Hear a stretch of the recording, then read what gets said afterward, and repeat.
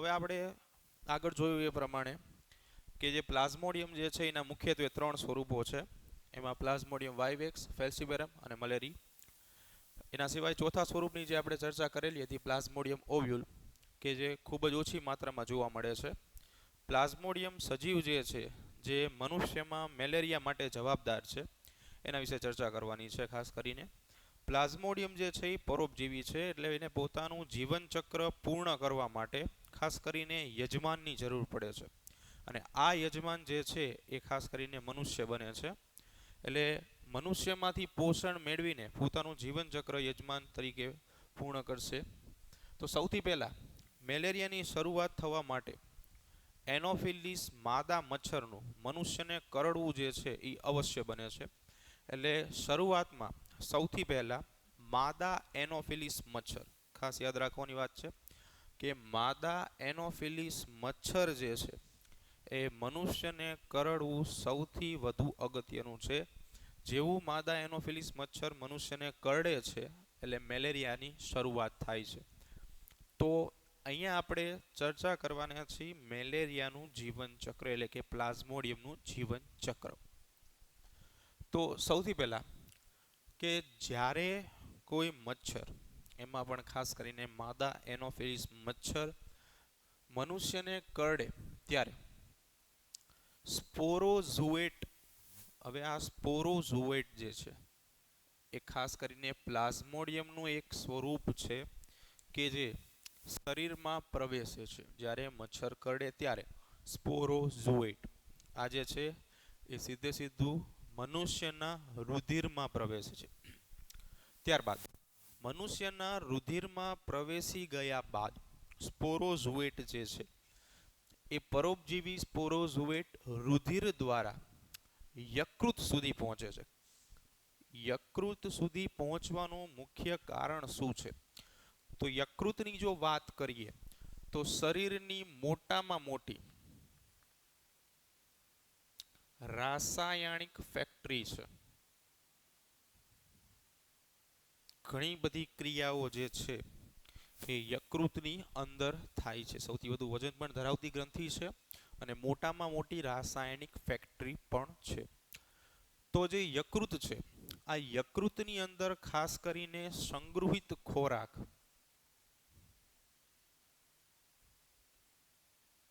એ glycogen સ્વરૂપે સંગ્રહાયેલો હોય છે. વાત કરીએ ગ્લાયકોજન, સંગૃહિત ખોરાક છે કે જે ખાસ કરીને પ્રાણીઓની અંદર વધારાનો ખોરાક જે છે એ ગ્લાયકોજન સ્વરૂપે સંગ્રહાય છે. તો અહીં ખાસ કરીને મનુષ્યમાં યકૃતની અંદર ગ્લાયકોજન સ્વરૂપે ખોરાકનો સંગ્રહ થયેલો હોય છે. એટલે યકૃત સુધી પહોંચવું જે છે એ અતિ આવશ્યક છે પોષણ મેળવવા માટે.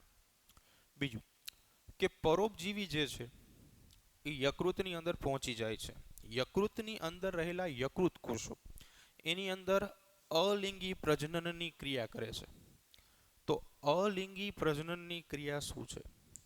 તો અલિંગી પ્રજનન એક એવી પ્રક્રિયા છે કે જેની અંદર ખાસ કરીને એક જ પિતૃ દ્વારા નવી સંતતિનું સર્જન થાય છે. માત્ર કોઈ એક જ પિતૃ જે છે એ નવી સંતતિઓ સર્જવા માટે સક્ષમ હોય છે અને આવી પ્રજનન પદ્ધતિને આપણે અલિંગી પ્રજનન તરીકે ઓળખીએ છીએ.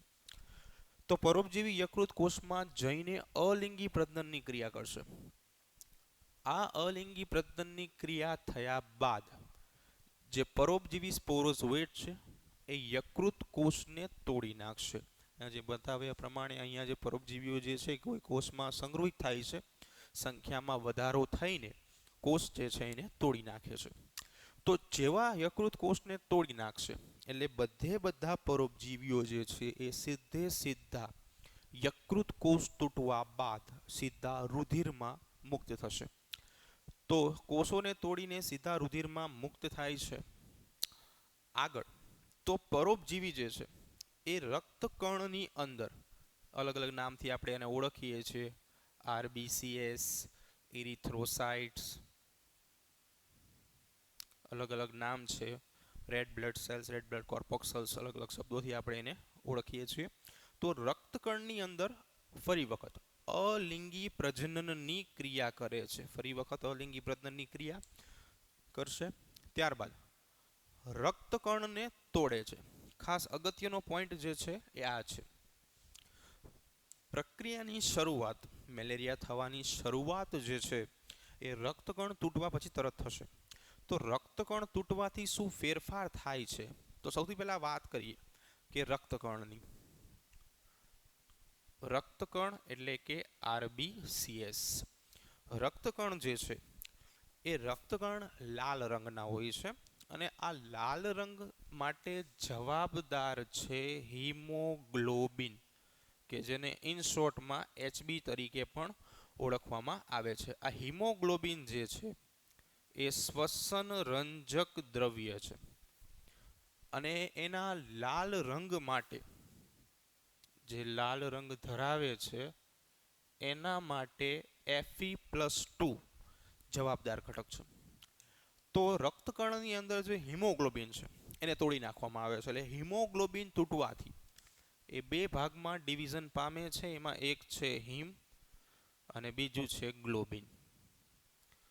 તો હિમ જે છે કે જે Fe+2 સમૂહ ધરાવે છે, આ ઝેરી ઘટક હિમોઝાઇનમાં રૂપાંતરિત થઈ જશે. આ ઝેરી ઘટક છે હિમોઝાઇન. અને આ ગ્લોબિન જે છે એ ગ્લોબ્યુલર પ્રોટીન એટલે કે ગોળાકાર પ્રોટીનમાં રૂપાંતરિત થઈને રુધિરમાં દ્રાવ્ય થઈ જશે. તો જે હિમ Fe+2 ધરાવતો ઘટક છે કે જે હિમોઝોઇન એટલે કે ઝેરી ઘટકમાં રૂપાંતરિત થઈ ગયો છે, તે હવે અમુક રૂપાંતરિત અવસ્થાઓ દર્શાવશે. તો જેવો પરોપજીવી રક્તકણની અંદર અલિંગી પ્રજનનની ક્રિયા કરે છે અને રક્તકણને તોડે છે. આ રક્તકણને તોડ્યા બાદ તાવ અને અન્ય લક્ષણોનું ચક્ર જે છે, સાયકલ, એ શરૂ થઈ જાય છે. મુક્ત થયેલા પરોપજીવીઓ, જે મુક્ત થાય છે પરોપજીવીઓ, એ અન્ય રક્તકણોના સંપર્કમાં આવે છે. રુધિરની અંદર રહેલા જે અન્ય રક્તકણો છે એના સંપર્કમાં આવે છે અને સંપર્કમાં આવીને જે અન્ય રક્તકણ છે એને સંક્રમિત કરે છે, એટલે કે ચેપી બનાવે છે. ખાસ કરીને ચેપ લગાડે છે, ઇન્ફેક્શન લગાડે છે.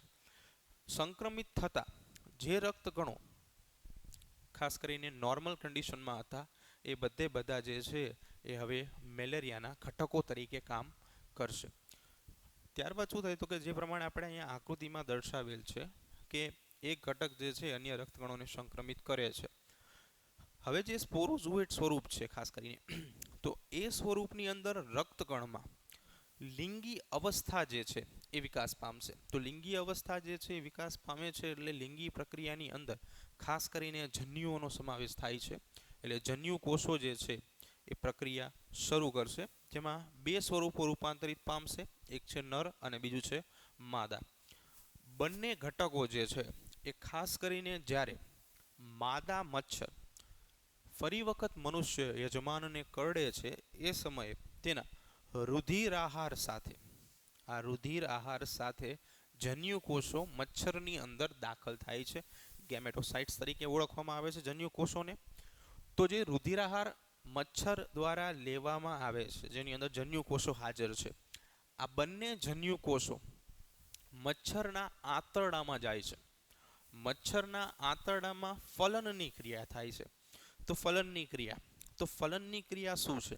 તો આ પ્રક્રિયાની અંદર નર અને માદા જન્યુ આ બંને ભેગા થાય છે અને યુગ્મનજનું નિર્માણ કરે છે. એટલે કે ફલનની ક્રિયાની અંદર નર અને માદા બંને ભેગા થઈ યુગ્મનજ, ફલિતાંડ એટલે કે ઝાયગોટ બનાવે છે, કે જે ખાસ કરીને દ્વિકીય એટલે કે 2n ડિપ્લોઇડ સ્ટેજ છે. એટલે ફલનની પ્રક્રિયા જે છે એનું પરિણામ છે ફલિતાંડનું સર્જન. તો આવી રીતે ફલનની ક્રિયા થાય છે. દર્શાવેલું છે નર અને માદા જે છે એ જોડાય છે. ખાસ યાદ રાખવા જેવી બાબત છે, ફલન જે છે એ ખાસ કરીને આંતરડાની અંદર થાય છે. ફલન થઈ ગયા બાદ કે જે યુગ્મનજ છે એનો વિકાસ શરૂ થાય છે. ત્યારબાદ ત્યાંથી પરિપક્વ અને ચેપી અવસ્થામાં એટલે કે સ્થિત સ્પોરોઝોઇટ આંતરડામાંથી મુક્ત થઈને, જે આંતરડામાં ફલન થયેલું હતું, જ્યાં વિકાસ થયેલો છે, આ આંતરડામાંથી સ્પોરોઝોઇટ જે છે એ બધા મુક્ત થશે અને મુક્ત થઈને ત્યારબાદ સીધા મચ્છરની લાળ ગ્રંથિમાં દાખલ થશે. એટલે આવું મચ્છર જે છે કે જેની લાળ ગ્રંથિની અંદર સ્પોરોઝોઇટ ઓલરેડી હાજર જ છે, આવું મચ્છર મનુષ્યને કરડવાથી મેલેરિયા થવાની સંભાવના જે છે એ વધી જાય છે. એટલે આ દ્વારા આખે આખું મેલેરિયાનું જીવન ચક્ર જે છે એ કન્ટિન્યુ ચાલુ રહે છે. ખાસ અગત્યની બાબત એ છે કે આટલો પોર્શન જે છે જે માત્ર યજમાન માનવની અંદર જ થાય છે અને બાકીનો પોર્શન જે છે એ યજમાન મચ્છરની અંદર થાય છે. બીજી એક અગત્યની બાબત એ છે કે યજમાન માનવની અંદર તમને માત્ર અલિંગી પ્રજનન જ જોવા મળશે. ક્યાંય પ્લાઝ્મોડિયમ દ્વારા લિંગી પ્રજનનની ક્રિયા જોવા મળશે નહીં. એવી જ રીતે મચ્છરની અંદર માત્ર આંતરડાની જગ્યા એક જ એવી જગ્યા છે કે જ્યાં લિંગી પ્રજનનની ક્રિયા થશે. બરાબર છે ને? લિંગી પ્રજનનની ક્રિયાથી આવી લાળ ગ્રંથિ અને સ્પોરોઝોઇટ જે છે એ રૂપાંતરિત થશે. તો ફરી એકવાર ફટાફટ આપણે એક રિવિઝન કરી લઈએ. તો સૌથી પહેલાં શું થાય છે તો કે જ્યારે મચ્છર જે છે એ કોઈ મનુષ્યને કરડે છે એ સમયે સ્પોરોઝોઇટ જે છે એ મચ્છરની લાળ ગ્રંથિમાંથી સીધા મનુષ્યના રુધિરમાં દાખલ થાય છે. મનુષ્યના રુધિરમાં જે દાખલ થયેલા ઘટકો છે જે સ્પોરોઝોઇટ તરીકે ઓળખાય છે, આ ઘટકો જે છે એ ત્યારબાદ રુધિર દ્વારા યકૃત કોષો સુધી પહોંચે છે. આ યકૃત કોષો જે છે એમાં પરિપક્વ થઈને યકૃત કોષોને તોડી નાખે છે. યકૃત કોષોને તોડે છે તે વખતે અલિંગી પ્રજનનની ક્રિયા થાય છે. રુધિર દ્વારા રક્તકણની અંદર દાખલ થાય છે, રક્તકણને તોડે છે. આપણે પહેલાં પણ વાત કરી કે હિમોગ્લોબિન જે છે એનું વિભાજન કરી નાખે છે, હિમ અને ગ્લોબિન. એમાંથી હિમોઝાઇન નામનો ઝેરી ઘટક પણ બને છે. ત્યારબાદ નવા લક્ષણો જે છે એનું નિર્માણની ક્રિયા શરૂ થઈ જાય છે. ફરી વખત જ્યારે અન્ય રક્તકણોને સંક્રમિત કરે છે, ચેપ લગાડે છે, ત્યારબાદ તેમાંથી જન્યુઓ એટલે કે નર અને માદા બેનો વિકાસ શરૂ થાય છે. ફરી વખત મચ્છર દ્વારા આ જ ઘટકો જે છે એ રુધિરાહાર સાથે પોતાના શરીરની અંદર દાખલ કરવામાં આવે છે. આ બધા ઘટકો જે છે, બંને ઘટકો એ ખાસ કરીને મચ્છરના આંતરડામાં જઈને ફલનની ક્રિયા કરે છે. ફલનની ક્રિયા પૂર્ણ થયા બાદ ઘટકોનો વિકાસ શરૂ થાય છે. વિકાસ શરૂ થઈ ગયા બાદ આખા જે ઘટકો આંતરડામાં વિકાસ પામેલા છે એ બધા લાળ ગ્રંથિની અંદર દાખલ થાય છે અને ફરી વખત આ રીતે મેલેરિયાનું જીવન ચક્ર સતત ચાલુ રહે છે. તો એકવાર નજર કરી લો મેલેરિયાનું જીવન ચક્ર.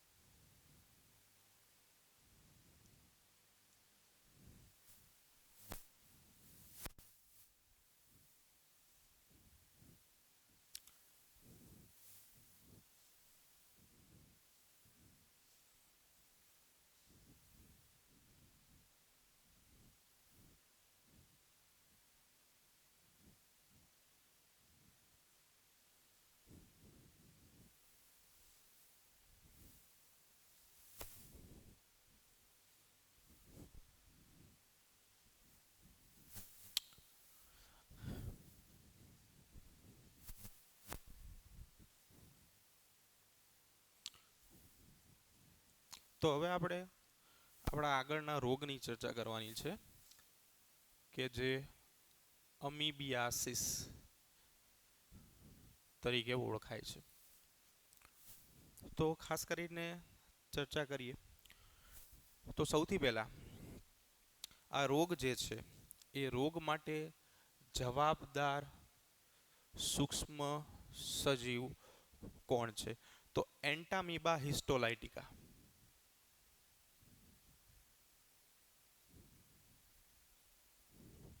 આ સજીવ જે છે એ ખાસ કરીને અમીબિયાસિસ રોગ માટે જવાબદાર છે.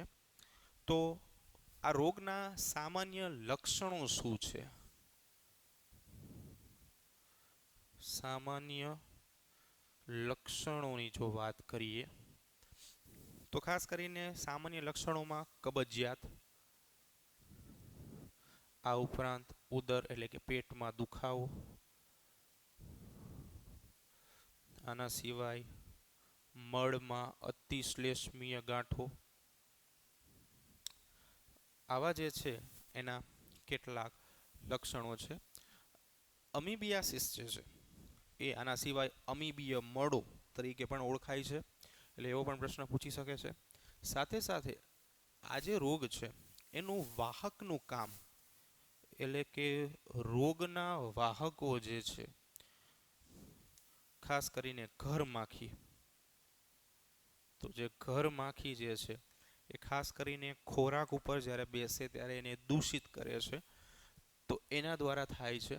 ખાસ કરીને શુદ્ધ ખોરાક શુદ્ધ પાણી લેવાથી આ રોગ જે છે એનાથી બચી શકાય છે. ઉદરમાં દુખાવો જેવા એના કેટલાક લક્ષણોની ચર્ચા આપણે કરેલી છે. આના સિવાય કે ખાસ કરીને ઘર માખીનું વહન જો રોકવામાં આવે તો પણ આ રોગ જે છે એમાંથી બચી શકાય છે. નજર કરી લ્યો એકવાર.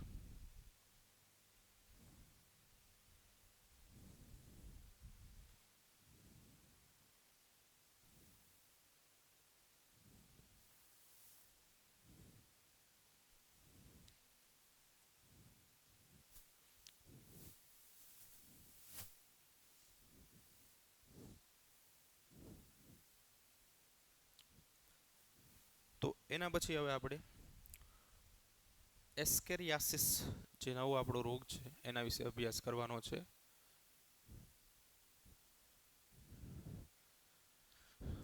તો એસ્કેરિયાસિસ જે છે જે ખાસ કરીને એક કૃમિજન્ય રોગ છે. ગોળ કૃમિઓ દ્વારા ખાસ કરીને એસ્કેરિયાસિસ જે છે એ રોગ જોવા મળે છે. ગોળ કૃમિ અને વુકેરિયા જે છે એ ખાસ કરીને આના માટે જવાબદાર છે. વુકેરિયા અને ગોળ કૃમિ આ ખાસ કરીને જવાબદાર ઘટકોની અંદર સમાવેશિત છે. ખાસ કરીને આંત્રમાર્ગીય પરોપજીવી જે છે એના દ્વારા એસ્કેરિયાસિસ જે છે જે રોગ ખાસ કરીને જોવા મળે છે. જેની અંદર આંતરિક રક્તસ્રાવ સ્નાયુનો દુખાવો વગેરે જેવા લક્ષણો જે છે એ જોવા મળે છે. તો વાત કરીએ લક્ષણો, તો આંતરિક રક્તસ્રાવ સ્નાયુનો દુખાવો જેવા કેટલાક લક્ષણો જે છે એની અંદર ખાસ માત્રામાં જોવા મળે છે. આના સિવાય આંતરમાર્ગમાં અવરોધ અને એનિમિયા જેવા લક્ષણો પણ જોવા મળે છે. આંતરમાર્ગમાં અવરોધ અને એનિમિયા આવા કેટલાક લક્ષણો જે છે એ ખાસ કરીને આની અંદર જોવા મળે છે.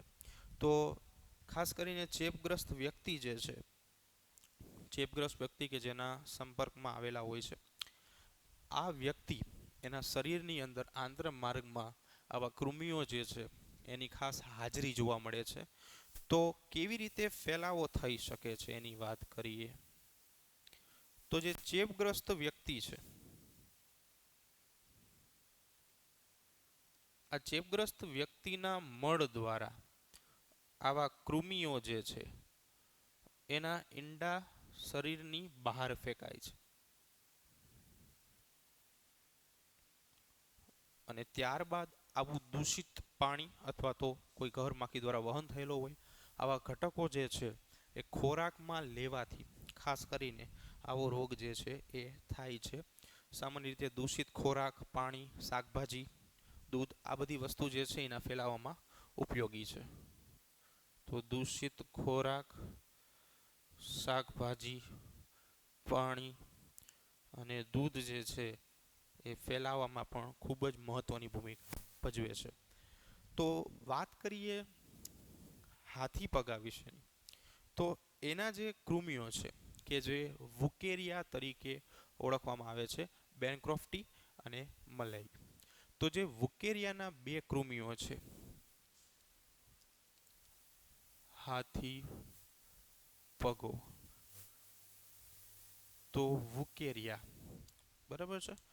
તો વુકેરિયા જે છે એના બે છે અલગ અલગ કૃમિઓ, બેનક્રોફ્ટી અને મલાઈ ડબલ્યુ.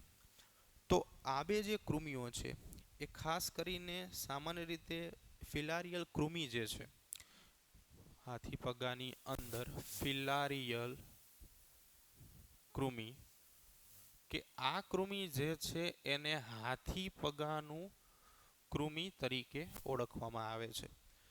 હાથીપગાની અંદર સામાન્ય રીતે શું થાય છે તો કે જે આ કૃમિ જે છે એ કેટલીક ચેપગ્રસ્ત ઈયળો જે છે એની વૃદ્ધિ કરે છે. આ વૃદ્ધિઓ જે છે એ ખાસ કરીને ત્વચાની અંદર થાય છે. ચેપગ્રસ્ત અવસ્થામાં વૃદ્ધિ કરે જે ત્વચાની અંદર થાય છે. આથી આ ત્વચાની અંદર થવાથી આ ભાગ જે છે એ ફૂલાઈ જાય છે. તો ફૂલાઈ ગયેલો ભાગ જે છે એનું કદ વધી જાય છે એટલે આ રોગ જે છે એ હાથી પગા તરીકે ઓળખાય છે. ખાસ કરીને પગના તળિયા, વૃષણકોથળી, સ્તન, હાથના કેટલાક ભાગો આ બધા જે છે એની અંદર હાથી પગાની ક્રિયા દ્વારા અંગો જે છે એ ફૂલાઈ જવાની ક્રિયા થાય છે. જોઈ લો અહીંયા સુધી.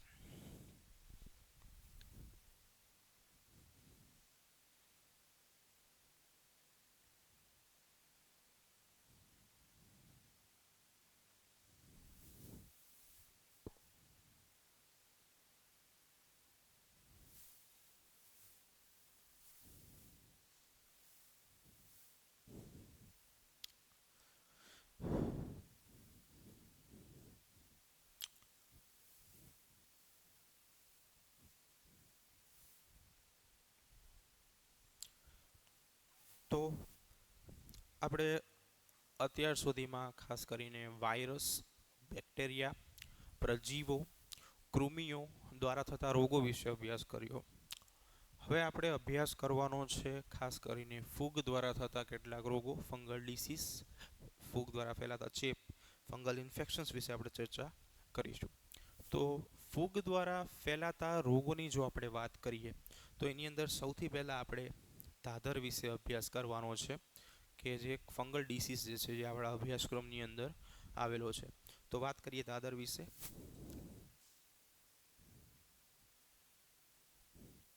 તો ફૂગજન્ય રોગ છે અથવા તો ફૂગ દ્વારા ફેલાતો રોગ જે ખાસ કરીને મોટા ભાગે ચેપી હોય છે. તો એના માટે જવાબદાર સૂક્ષ્મ સજીવો કયા છે કે જે ફેલાવા માટે જવાબદાર છે? તો માઇક્રોસ્પોરમ, બીજા નંબર ઉપર ટ્રાઇકોફાઇટોન અને એપિડર્મોફાઇટોન. આ ત્રણ જે છે એ ફૂગ ખાસ કરીને દાદરના ફેલાવા માટે ઉપયોગી છે. ચેપી રોગોની અંદર આનો સમાવેશ કરી શકાય કારણ કે આ જે છે રોગ એ સ્પર્શ દ્વારા ફેલાવી શકાય છે. એક વ્યક્તિથી બીજા વ્યક્તિની અંદર સરળતાથી ફેલાવાની ક્રિયાઓ થાય છે. તો સૌથી પહેલાં તો જે આ ત્રણે ત્રણ ફૂગ છે એના દ્વારા દાદર થાય છે. તો મોટાભાગના ચેપી રોગોની અંદર એક છે. એના લક્ષણોમાં ત્વચા, ખાસ કરીને શિરોત્વચા, નખ વગેરેના ભાગો જે છે એની ઉપર કેટલાક શલ્કીય ઉઝરડા જોવા મળે. લક્ષણોની વાત કરીએ તો ત્વચા, શિરોત્વચા, નખના ભાગો પર શલ્કીય ઉઝરડા જોવા મળે છે. જે ખાસ કરીને મોટાભાગના ફૂગજન્ય રોગો જે છે એનું સામાન્ય લક્ષણ છે, શલ્કીય ઉઝરડા જોવા મળે. બીજું કે ખાસ કરીને ભેજયુક્ત વાતાવરણ છે એની અંદર આવા રોગો જે છે ફેલાવાની સંભાવના ખૂબ જ વધારે હોય છે. ભેજયુક્ત વાતાવરણ અથવા તો શરીરના ભેજયુક્ત ભાગો પાસે આવા રોગો ફેલાવાની સંભાવના વધારે હોય છે. એટલે આવા જે રોગો જે છે એ વધુ માત્રામાં આવા વિસ્તારોમાં ખાસ કરીને ફેલાઈ શકતા હોય છે. એટલે કે ખાસ કરીને જાંઘ પ્રદેશ, પગની આંગળીઓ વગેરે જેવા કેટલાક શારીરિક ભાગો છે. જાંઘ પ્રદેશ, હાથની આંગળીઓ આ એવા વિસ્તારો છે કે જ્યાં ખાસ કરીને આવા ફૂગજન્ય રોગો જે છે એ વધુ માત્રામાં ફેલાઈ શકે છે. બીજું કે આવા જે રોગો છે એનો ફેલાવો કેવી રીતે થઈ શકે છે. તો ખાસ કરીને સ્પર્શ દ્વારા આવા જે રોગો છે એ ફેલાય છે. આના સિવાય સ્પર્શ દ્વારા કે જે ચેપી વ્યક્તિ છે, ચેપી વ્યક્તિ દ્વારા ઉપયોગમાં લેવામાં આવેલ ટુવાલ, કાંસકા કે અન્ય ચીજ વસ્તુઓ વાપરવાથી આ રોગ જે છે એના ફેલાવાની સંભાવના જે છે એ ખાસ કરીને ખૂબ માત્રામાં વધી જાય છે. એટલા માટે આવા રોગને અટકાવવા માટે ખાસ કરી જે ચેપી વ્યક્તિઓ જે છે એનો સંપર્ક ટાળવો જોઈએ. તેમના દ્વારા ઉપયોગમાં લેવામાં આવેલ ચીજ વસ્તુઓ જે છે એ ઓછી વાપરવી જોઈએ, તો ન વાપરવી જોઈએ. તેના દ્વારા આપણે આ જે રોગ છે એને અટકાવી શકાય છે. જોઈ લો અહીંયા સુધી.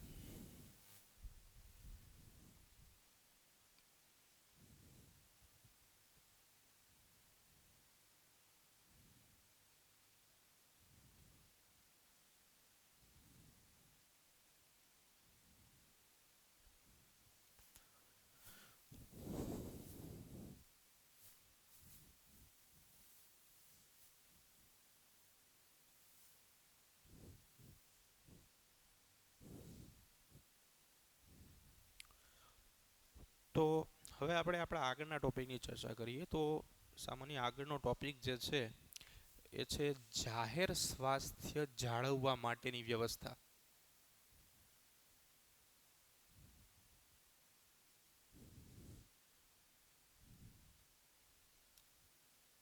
જાહેર સ્વાસ્થ્ય જે છે એ આપણે કેવી રીતે જાળવી શકાય, એટલે કે રોગોનો ઉપદ્રવ કેવી રીતે અટકાવી શકાય અથવા તો ઓછો કરી શકાય એની આપણે ચર્ચા કરવાની છે અહીંયા.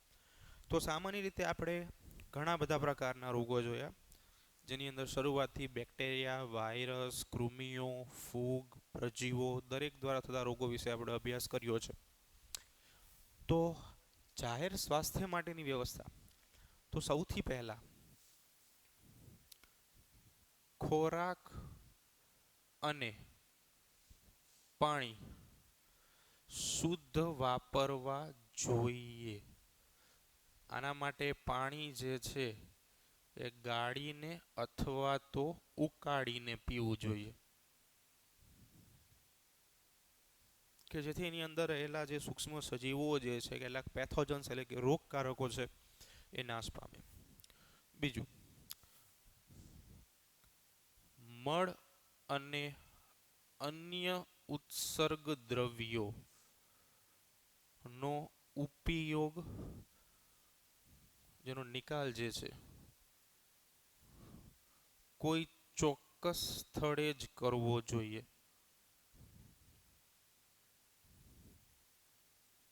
સામાન્ય રીતે ઉત્સર્ગ દ્રવ્યો જે છે, દૂષિત ઘટકો જે પાણીની અંદર ફેલાવાથી કે ખાસ કરીને અન્ય સજીવ જે છે માખીઓ દ્વારા સંપર્કમાં આવવાથી વધુ માત્રામાં રોગો જે છે એ ફેલાવતા હોય છે. એટલા માટે મળ અને અન્ય ઉત્સર્ગ દ્રવ્યોનો નિકાલ જે છે કોઈ ચોક્કસ અથવા યોગ્ય સ્થળે જ કરવો જોઈએ. આના સિવાય ખાસ કરીને શારીરિક સ્વચ્છતા જાળવવી જોઈએ. સ્વૈચ્છિક મુદ્દો કહેવાય. દરેક વ્યક્તિએ પોતાનું શારીરિક સ્વચ્છતા જે છે એ યોગ્ય માત્રામાં જાળવવી જોઈએ. આના સિવાય ઘરની આસપાસ રહેલા ખાડા ખાબોચિયા, પાણીના કુંડ અથવા તો જેમાં પાણી ભરાઈ રહે તેવા સ્ત્રોતો, ભરાઈ રહેતા હોય તેવા સ્ત્રોતો યોગ્ય સમયાંતરે દવાઓ દ્વારા કે જંતુનાશકો કે કીટનાશકો દ્વારા સ્વચ્છ કરવા જોઈએ, જેથી ખાસ કરીને કોઈ પરોપજીવી ઘટકો જે છે એની વૃદ્ધિ એમાં અટકી શકે. બીજું કે ખાસ કરીને તળાવોમાં ગેમ્બ્યુસિયા માછલીઓ નો ઉછેર કરાવવો જોઈએ. તો આ જે માછલી છે ગેમ્બુસિયા, આ માછલીની લાક્ષણિકતા એવી છે કે જે મચ્છરની ઈયળ સ્વરૂપના જે ડીંભ છે એનો ખોરાકમાં ઉપયોગ કરે છે. એટલે મચ્છરની ઈયળના ડીંભ જે છે એનો ખાસ કરીને ખોરાકમાં ઉપયોગ કરે છે, જેથી મચ્છર જે છે એનો ઉપદ્રવ એ અટકી જાય. બીજું કે કચરાનો કોઈ યોગ્ય સ્થળે નિકાલ કરવો જોઈએ.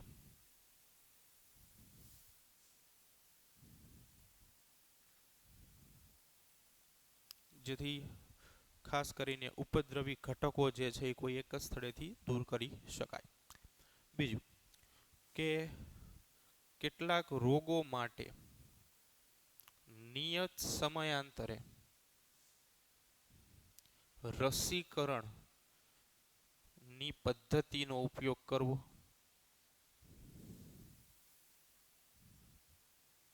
કે ખાસ કરીને જે રોગો છે કે જે રસીકરણની ક્રિયાથી ફેલાવતા આપણે અટકાવી શકાય છે, એમાં કડકપણે ચુસ્તપણે રસીકરણની ક્રિયા જે છે એ વાપરવી, કે જેને પરિણામે લોકો જે છે એ ઓછા ચેપગ્રસ્ત રોગોના સંપર્કમાં આવે.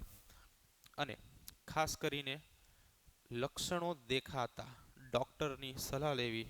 આ બધા આવશ્યક સ્વાસ્થ્યના કેટલાક મુદ્દાઓ છે.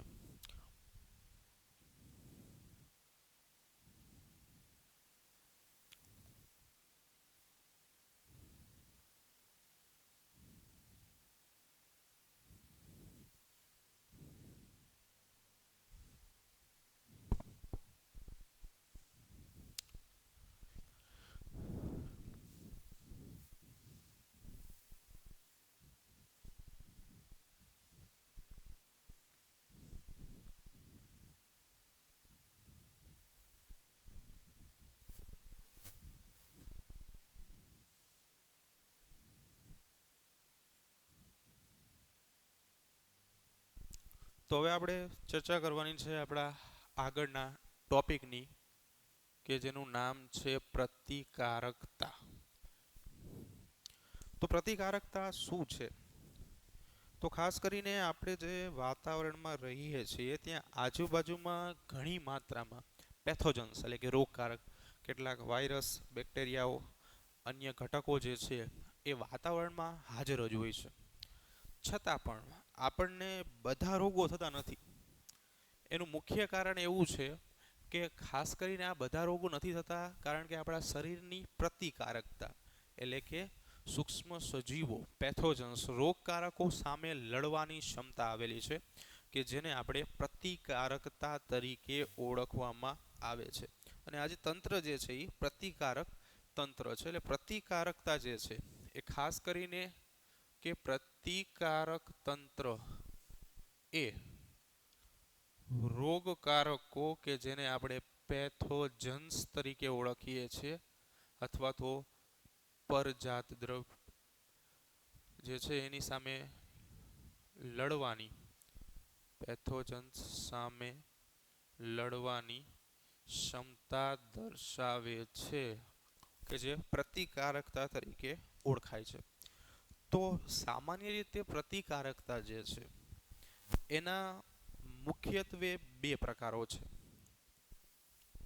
તો વાત કરીએ પ્રતિકારકતા, તો મુખ્ય બે પ્રકારોની અંદર પહેલો પ્રકાર જે છે એ છે જન્મજાત પ્રતિકારકતા, અને બીજા નંબર ઉપર છે ઉપાર્જિત પ્રતિકારકતા. જન્મજાત પ્રતિકારકતા અને ઉપાર્જિત પ્રતિકારકતા, આવા બે અલગ અલગ પ્રતિકારકતાના પ્રકારો છે. તો સૌથી પહેલા આપણે વાત કરીએ જન્મજાત પ્રતિકારકતા શું છે. તો જન્મજાત પ્રતિકારકતા જે છે એ બિનચોક્કસ પ્રક્રિયા છે અને જન્મ સમયે હાજર જ હોય છે. એટલે જન્મતાની સાથે શરીરની અંદર જોવા મળતી પ્રતિકારકતા જે છે એ જન્મજાત પ્રતિકારકતા તરીકે ઓળખાય છે, જે વિવિધ અંતરાયો સર્જવાથી આપણને પ્રાપ્ત થઈ શકે છે. એવી જ રીતે વાત કરીએ ઉપાર્જિત પ્રતિકારકતાની, તો ઉપાર્જિત પ્રતિકારકતા જે ખાસ કરીને ઉપાર્જિત પ્રતિકારકતા છે એ જન્મ બાદ ઉપજાવવામાં આવે છે, તેના વિશે પણ આપણે ચર્ચા કરીશું. તો સૌથી પહેલા આપણે ચર્ચા કરવાની છે જન્મજાત પ્રતિકારકતાના કેટલાક અંતરાયોની. તો સૌથી પહેલા આપણે ચર્ચા કરીશું શારીરિક અંતરાયની. તો શારીરિક અંતરાય જે શું છે, તો કે એની અંદર ખાસ કરીને ત્વચા, આ ઉપરાંત અધિચ્છદીય આવરણ વગેરેનો સમાવેશ થાય છે. તો શારીરિક અંતરાયની અંદર ત્વચા અને અધિચ્છદીય આવરણનું મુખ્ય કામ શું છે? તો ત્વચા છે અને અધિચ્છદીય આવરણ, આ બે ઘટકો છે શરીરની ઉપર જે ચામડીનું આવરણ આવેલું છે, અધિચ્છદીય આવરણ, અધિ શબ્દથી આપણે પરિચિત જ છીએ, એટલે કે સૌથી ઉપરનું. આ જે આવરણો છે એ ખાસ કરીને સૂક્ષ્મ જીવો કે જે રોગકારકો છે, પેથોજન્સ, એમને શરીરની અંદર સીધા દાખલ થતા અટકાવે છે.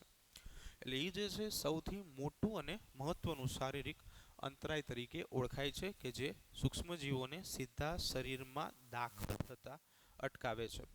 બીજા નંબર ઉપર જો આપણે વાત કરીએ તો એ છે દેહધાર્મિક અંતરાય. જે રીતે આપણે શારીરિક અંતરાય જોયું એ જ રીતે આપણે દેહધાર્મિક અંતરાય પણ જોઈશું. તો દેહધાર્મિક અંતરાયની અંદર કોનો સમાવેશ થાય છે? તો ખાસ કરીને મુખની લાળ, આંખના આંસુ, જઠરમાંનું એસિડ, આ બધા જે ઘટકો છે એ ખાસ કરીને દેહધાર્મિક અંતરાયમાં સમાવેશિત થાય છે.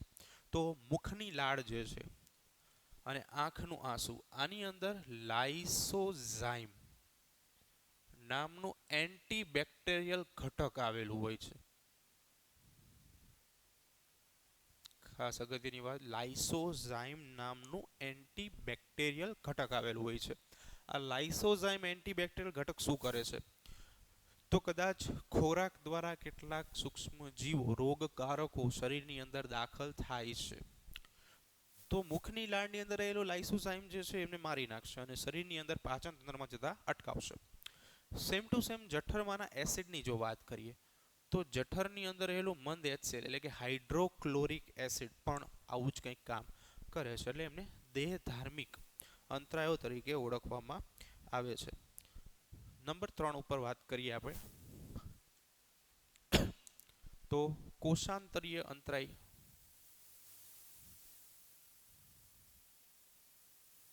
તો કોષાંતરીય અંતરાયની અંદર ખાસ તો આપણે WBCS એટલે કે વ્હાઇટ બ્લડ સેલ્સ અને પોલીમોર્ફો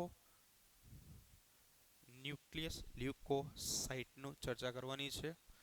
PMNL કે જેનું પૂરું નામ છે પોલીમોર્ફો ન્યુક્લિયર લ્યુકોસાઇટ્સ. પોલીમોર્ફો ન્યુક્લિયર લ્યુકોસાઇટ્સ. તો ખાસ કરીને આની અંદર માસ્ટ કોષો, મારક કોષો અને ભક્ષક કોષો એવા બે અલગ અલગ પ્રકારના કોષો આવેલા હોય છે. મારક કોષો અને ભક્ષક કોષો કે જે બૃહદ કોષો તરીકે પણ ઓળખાય છે. બંનેના અમુક કાર્યો છે. ખાસ કરીને જે મારક કોષો છે એ કેટલાક રોગકારકોને ખાસ કરીને મારી નાખવાનું કામ કરે છે, જે શરીર માટે હાનિકારક હોય. અને ભક્ષક કોષો જે ખાસ કરીને આ જે મૃત ઘટકો છે એનું ભક્ષણ કરી નાખે છે, બૃહદ કોષો તરીકે પણ ઓળખાય છે. એવી જ રીતે વ્હાઇટ બ્લડ સેલ્સ કે જે શરીરના રક્ષણાત્મક સૈનિકો છે, જે ઘટકો છે ખાસ કરીને રોગકારકોને મારવાનું કામ કરે છે. અને ચલો 4 નંબર ઉપર આપણે વાત કરીએ કોષરસીય અંતરાય. તો કોષરસીય અંતરાય છે એની અંદર કે વાયરસગ્રસ્ત કોષો, જે વાયરસથી અસરગ્રસ્ત કોષો જે છે,